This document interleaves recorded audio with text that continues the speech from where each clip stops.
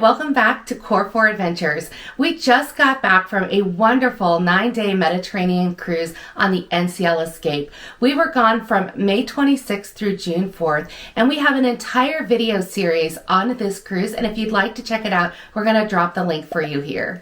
We have tons of video series coming out in the near future, so don't forget to subscribe to our channel and turn that notification bell on so you don't miss any of our content. Why did we pick a Mediterranean cruise? Well, quite frankly, it was for Pepper's 50th birthday, and if you flash back a year ago, he selected this at his 49th birthday party. But we were super excited to do a Mediterranean cruise too. And we did a lot of checking out of the locations and the itineraries, but what it came down to was we really loved the ship. We have cruised on NCL Escape before, and it felt like home to us. It was built in 2015 and refurbished in 2022.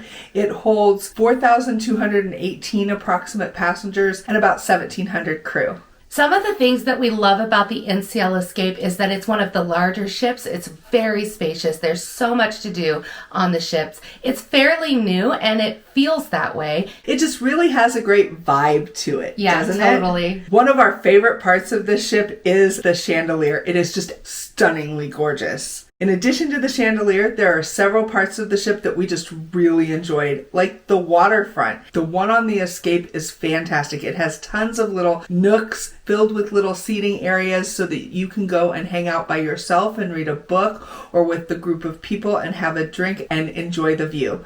On top of that, we spent the most time we ever have on an NCL ship on the pool deck this time, and we really enjoyed that pool deck as well. Absolutely. There are so many activities. Like Laura was talking about, the pool deck was wonderful. There's big water slides on this ship as well.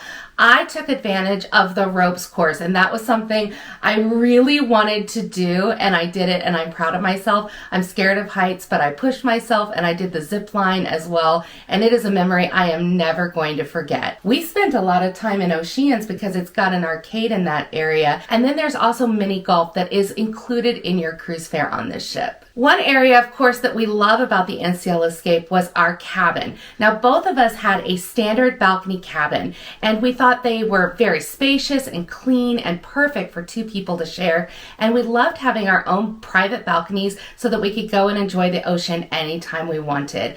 And if you would like an in-depth review of everything in the balcony cabin, just click this link here. We posted that last week. There were several other areas of the ship that we really enjoyed as well. For example, the theater. That's where they have the big Broadway style show. We saw Choir of Man in there, but we'll talk about that just a little bit later. And the atrium. The atrium is a several story area within the ship where they play all kinds of games and music and things throughout the day. You'll see trivia in there as well as like Deal or No Deal.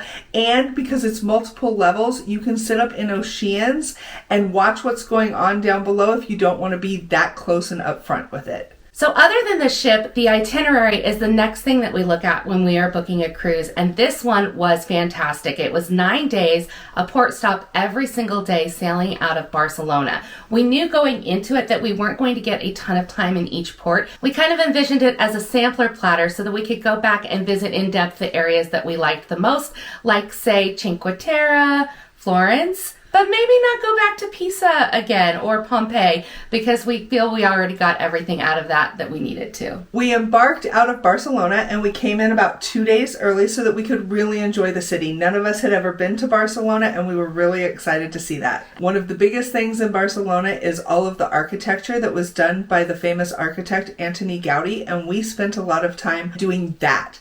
We started at Park Güell, and it is absolutely fantastic. And after we went to Park Güell, we stopped by La Boqueria, which is a marketplace where we got to sample some delicious bites and see the sights of La Rambla. It is a great place to get authentic food in a more reasonably priced way and get a lot of little bites of things when you're only there for a short period of time. And after La Rambla and La Boqueria, we went to another Gaudí location, which is Casa Batlló, which was a beautiful private home that he built and designed, and it was stunning. They used features of the ocean and tried to really bring in the airflow into the building in really unique and innovative ways. It was one of my favorite stops that day. And then we finished off our sightseeing day with the coup de grace La Sagrada Familia. Yeah, it is still under construction, but it is going to be completed within the next few years. One tip that we can give you for La Sagrada Familia is time out the time of day that you are going, because the light plays a huge part in how it shines through those windows. The light in La Sagrada Familia, we went at like 5 o'clock, so it was the evening sunset hours, and it was just gorgeous. And then we wrapped up the evening with dinner at Babula Bar, and of course, we took advantage of the rooftop bar culture in Barcelona. We really liked that as well. But then the next day, it was time to get on the ship. So we got up early. We had an early embarkation time of 10:30. We didn't get there quite at 10:30, maybe 11 o'clock, and we got right on the ship. We were on within 15 minutes of getting into the port. It was so smooth, and I felt so bad because later that day we looked out and the lines got so long. So that is a pro tip for you. Get an early embarkation time if you can. One of the things that I really liked about our embarkation day was the muster process. So we've done muster a couple different ways on NCL, and post-pandemic they've changed it up and they've kept the easy way of doing it, and I really like it. So all you have to do is watch a safety video on your own, and then when you first get on the ship, you swing by, you check into your muster station with your key card, and then you're done. We were done within 5 minutes of walking on the ship. That was fantastic. So my last pro tip for embarkation day was we had a tender port the very next day. So one of the things that we did was got our tender assignment right away. Because we were one of the first people on the ship, we got in the tender group number 2, and we were off the ship the next day really, really early. So you might not always have a tender port on your itinerary, and if you do, it may not be the second day, but when you do have a tender port, watch out when those tender groups are open and get yours as soon as you possibly can. So let's talk about that. We got that tender for the first port of Cannes, France. So we got the early tender, so we were off the ship pretty quick, about like 9:30. I mean, it was really, really fast. Once we got to Cannes, we just started walking towards the downtown area. Things were just starting to open up. Now, it was like the day after the Cannes Film Festival, so there was still a lot of people putting things away and trucks and workers tearing everything down, but it was really calm and really peaceful as well. And it was really cool to see all the signs and stuff that were still there from the Cannes Film Festival. Now, we had planned on taking the little white train or Le Petit train when we got to Cannes, but that's something you can't book ahead of time. So just be prepared for that. They also only take cash, right, Carol? Yeah. So have that prepared too. It's right there on the main street and super easy to get to. It was very walkable, and we were there within 5-10 minutes. Yeah, we didn't even really know where we were going. We just started wandering to try to find the train, and we stumbled upon it without any problems. So it was such a great way to get an overview of the entire town. We got to go up to the medieval fortress and church area and see Cannes from a bird's eye view, as well as all of the beautiful historic buildings in that city. We went shopping. We stopped by a boulangerie for some macarons, which were delicious. And then we had lunch at an outdoor cafe, had some delicious French food, some champagne, and just really enjoyed our lunchtime. And then we went and got back on the ship. So our next port stop was the very next day, and we docked in Lavoro. That is more of an industrial port, and it is not really close to the towns that you're going to want to go see. So you have to figure out how to get from Lavoro to wherever you're going. For our first day, we went to Cinque Terre, and we went there on our own, meaning that we had to navigate the public transportation system in Italy. It was a little overwhelming, very confusing on how to, where did we buy our bus tickets? It was a little convenience store. Nobody told us where to do that. It was very confusing. Once we got on the bus, we saw some other people who hadn't validated their ticket correctly, and they got stopped by people and fined because they didn't validate their ticket. So there's different things that you have to watch out for, or they will trip you up. Then we got on the train itself.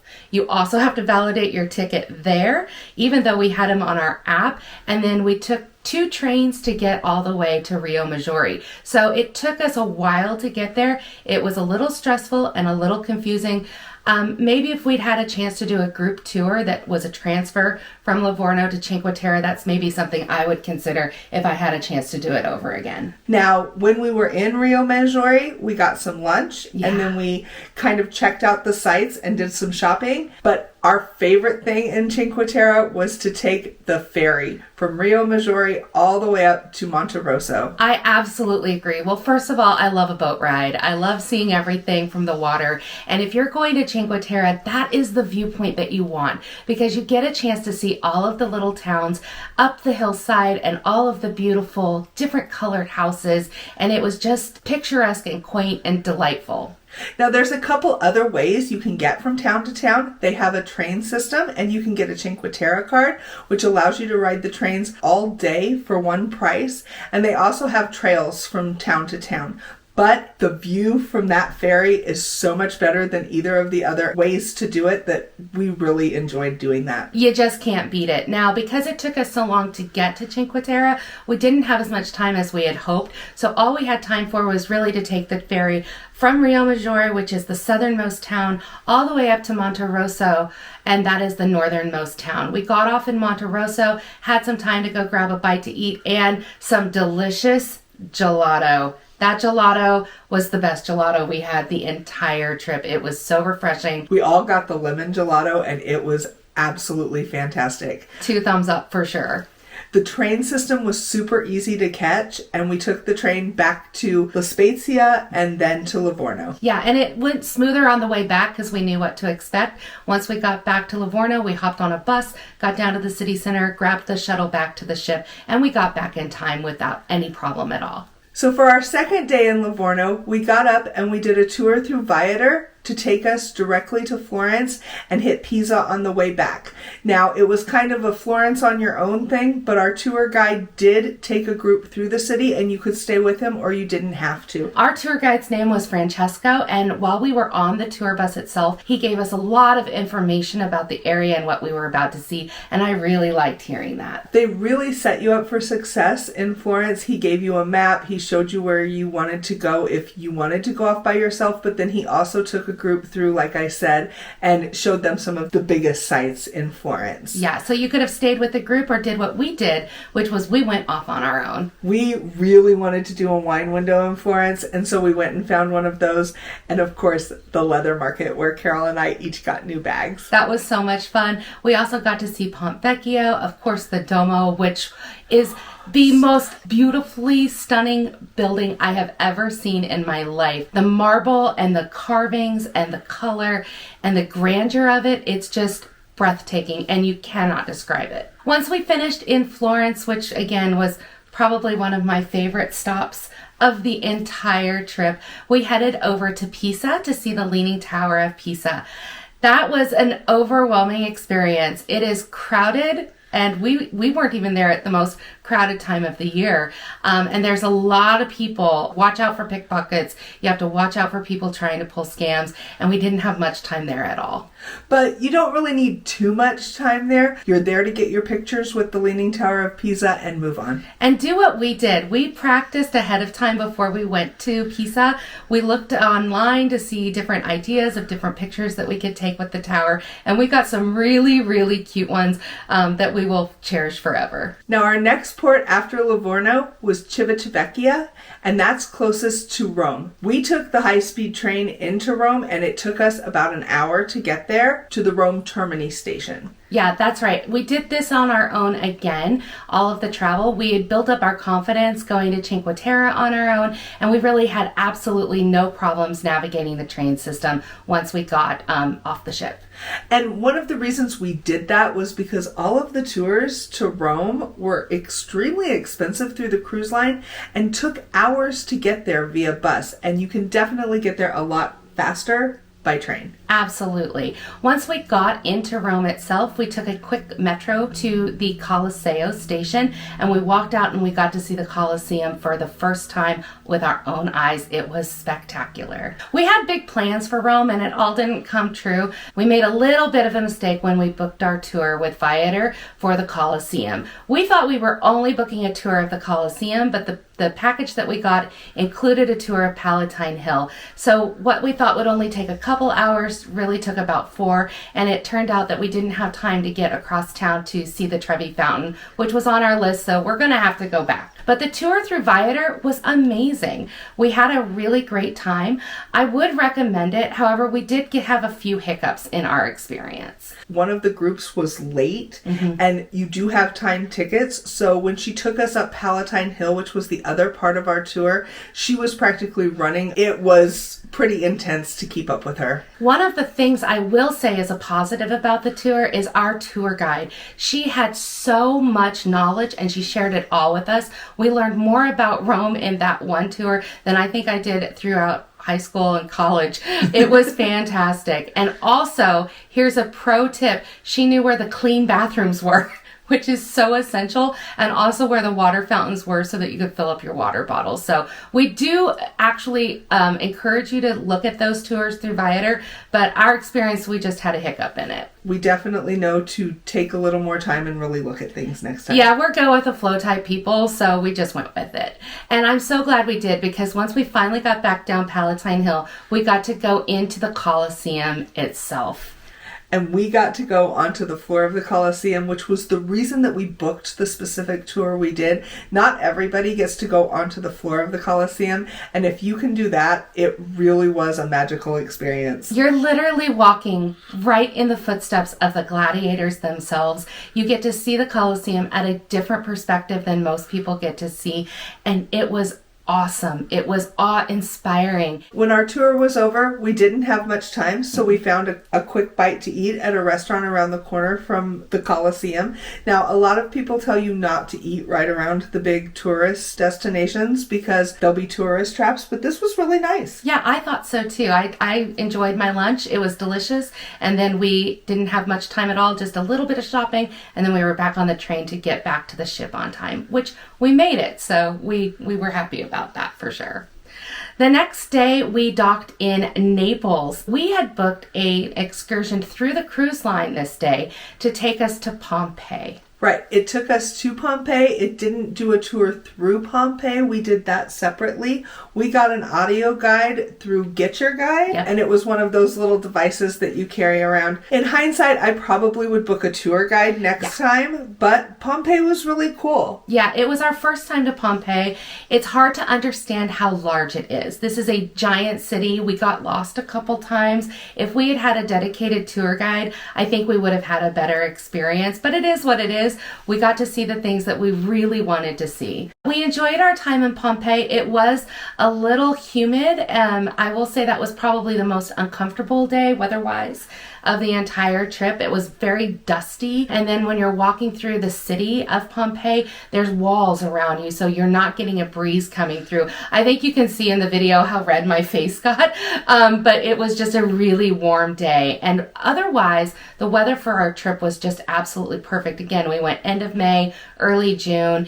It wasn't super crowded. The weather was great. And so if you're thinking about your own Mediterranean cruise, that's a good time of the year to think about planning to go. So our next port stop was supposed to be Cagliari, Sardinia, and although it was absolutely picturesque, a beautiful island, and I think we would like to come back someday and see it, we did decide to make it a sea day. There were several factors that were involved in us making that decision, including for the last 5 stops, we had walked over 40 miles in those 5 days, and that's not even counting Barcelona. On top of that, our plans for that day were just a beach day. We knew that by the time we got to Cagliari, we'd be tired. So we planned on just finding a beach and lounging for that day. And the weather wasn't that great. The skies were a little cloudy. There was some rain that day. So we decided instead of traveling, getting off of the ship and going to the beach, sitting on a beach and then getting back, that we would just spend the day at the pool deck. And I am so glad that we did, because we had a wonderful time.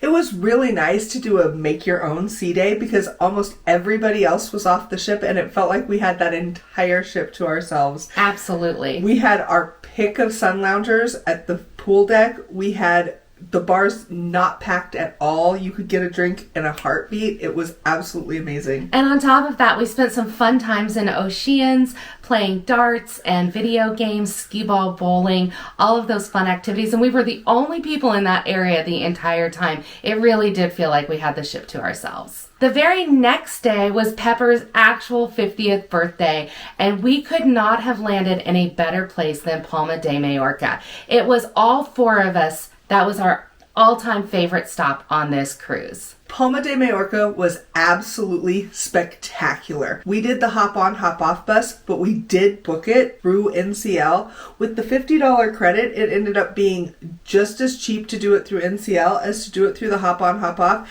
And the coolest part about it is they picked us up right at the ship. Yeah, you literally walked right off the ship and got onto the hop-on, hop-off bus, so it couldn't have been more convenient. And we've already said that we love a bus tour, we love a boat tour, we love a train tour, because it takes you throughout the city and you get a chance to see everything, the entire lay of the land, and then you can get to go back and see the things that you want to see more in depth later. We got a really good look at everything, and while we were going, we realized that they had a little festival going on. So we got off there and enjoyed some pinchos and tapas and had just a blast. That was the highlight of the entire experience. There was dancing, there was food, there were drinks, there was shopping, all right in the shadows of the big cathedral. And it is so gorgeous. It was just a wonderful day. I think you could pick it up from that video how much fun we all had at that festival. So after the festival, we walked down the street a little bit, did some shopping,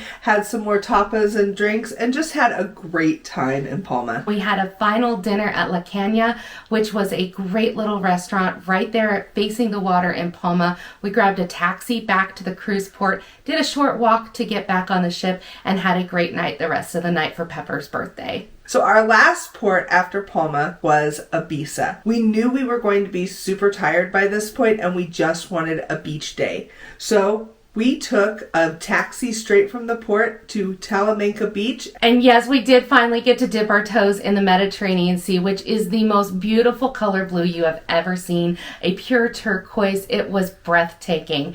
And the beach was fantastic. We didn't get to film a lot because just like a lot of beaches in Spain, clothing is optional. It was a wonderful day. We got a lot of sun and sand. And then we went back to the ship for some more pool deck time. And getting back to the ship was really easy. We just went to the edge of Talamanca Beach and waited for a taxi to bring someone else to the beach and hopped in. Yeah, it could not have been easier. Less than $10 each way for all four of us. It's an easy port to do it on your own. So now that we've gone over every single port stop, let's talk about the really important stuff, the food.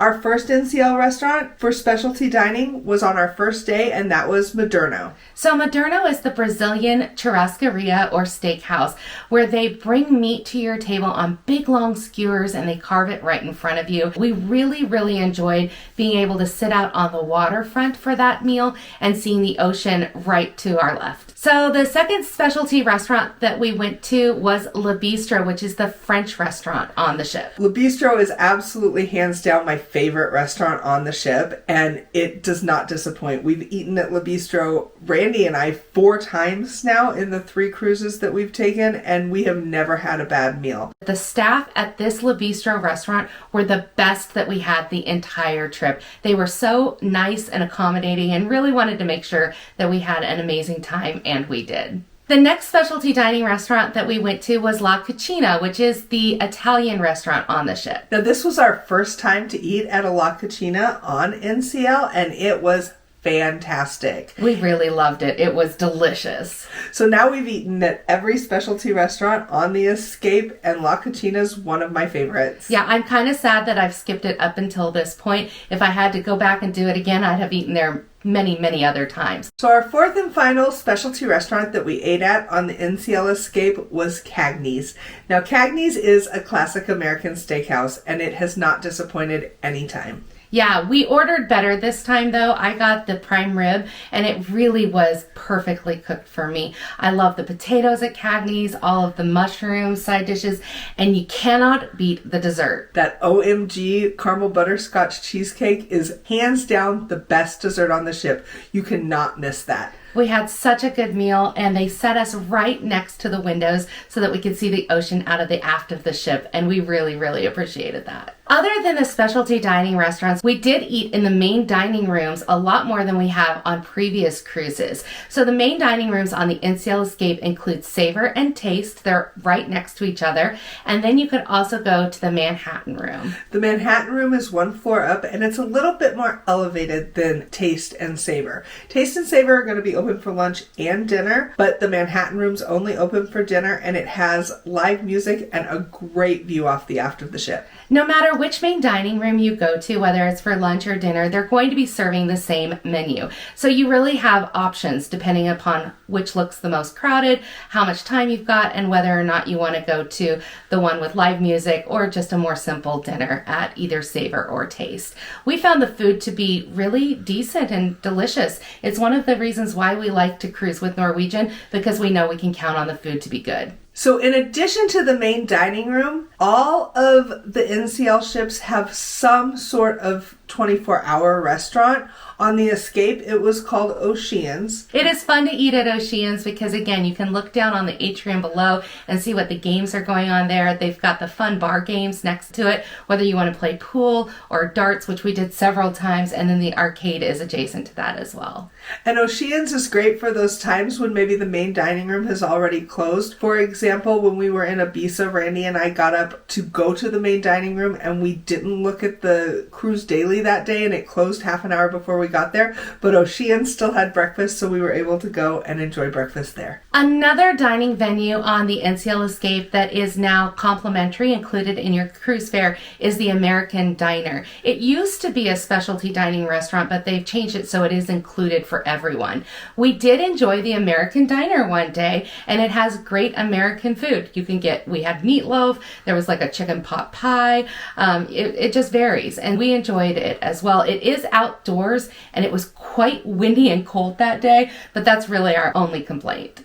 And don't forget, you can always do room service on the NCL ships. The food doesn't cost, but they do charge a delivery fee. If it's the continental breakfast or their little breakfast menu that they bring to the room, it's $4.95 presently. And if it's during the rest of the day, it's $9.95. If you have drinks delivered to your room, those are not part of the free at sea package, so you will pay for the drink as well, soft drink or alcoholic beverage, but you can have them delivered to your room if you just want to stay in. And we find that to be very convenient on those early port days where you're trying to get off the ship really quickly. You can have your breakfast delivered so that you can eat it while you're getting ready. We took advantage of that several different times. And now that we've hit all of the dining facilities on the NCL Escape, let's talk about entertainment. The big one is Choir of Man. That's the Broadway level show that's on the NCL Escape, and it is fantastic. It's so unique and interactive. It's such a good time, and they even pulled Carol up on stage this time. Yeah, we had so much fun. It is the third time we've seen this show, but I can tell you, if we're ever on another cruise and they're showing it, we're going to go a fourth time. We like it that much. In addition to the big Broadway style show of Choir of Man, there's quite a few other ways to have entertainment while you're on the ship, including comedians. There's lots of game shows in the atrium, like Deal or No Deal or a Newlywed style game, and they're always having trivia throughout the day also in that atrium. We took part in the trivia this time, and Pepper and I scored 100% on 80s music trivia. We can name that tune with the best of them. On top of those entertainment activities, there are several different music venues spread throughout the ship. You've got Sid Norman's on the NCL Escape, and that typically had like a Fleetwood Mac cover band. That is a very, very popular event though, so you've got to get there early if you want to get inside or even get a seat. On top of that, there's the District Brew House that has music going on, and we caught the dueling pianos a couple times. It was super fun. It's called Howl at the Moon, and you can make a request and they will do the song for you. Our first time going there, somebody requested a song by Meatloaf, only they got the title wrong. It's supposed to be 2 out of 3 ain't bad, and they said 3 out of 2 ain't bad. The singer thought that was hilarious, and it became a running joke for us throughout our cruise, and we had to have him redo it on our final night on the ship. That was something that was fun and we'll always remember. We call it Meatloaf Who Can't Do Math. And one of the biggest things that makes your NCL cruise special is the staff, the crew, and the people that are there to take care of you. Starting from the head down, the cruise director, Jack Gow, is absolutely fantastic. His assistant cruise director, Gary Bavoya, was absolutely fantastic too. They were so much fun. They brought so much energy to the ship, and it really is part of what makes that vibe so cool on the NCL Escape. And it's really all of the staff. We have some favorite bartenders, Luigi and Maria in the Sugarcane Mojito Bar. They really went above and beyond to make our trip super duper special. And shout out to our cabin steward. She did a fantastic job. She even decorated Carolyn Pepper's room on his birthday for me and was so sweet about it. It really made it a special day for him. That's right. We brought some birthday decorations from home and we just left them on the bed when we left that day. And she had it all put up when we got back and really surprised Pepper on his 50th birthday. So overall, we had such a wonderful time on our Mediterranean cruise. It really was the trip of a lifetime. It really was. I would go back on that NCL Escape anytime. It was so nice of a ship. When we were in the Caribbean, I really enjoyed it, and it was even better in the Mediterranean, getting to see all of those fantastic ports. If you get a chance to do this Mediterranean cruise, we highly recommend it for sure. We are going on the NCL Viva in March, and we don't want you to miss that series, so please make sure to subscribe and turn that notification bell on so you don't miss anything on our channel. And if you liked this video, please give us a thumbs up. It really helps our channel. Or if you're getting ready or thinking about going on a cruise with somebody, share our video with them, because we've learned that sharing our videos helps us with the algorithm the most. This was such a great time and so much fun to share with all of you. We can't wait for next time to see you on Core 4 Adventures.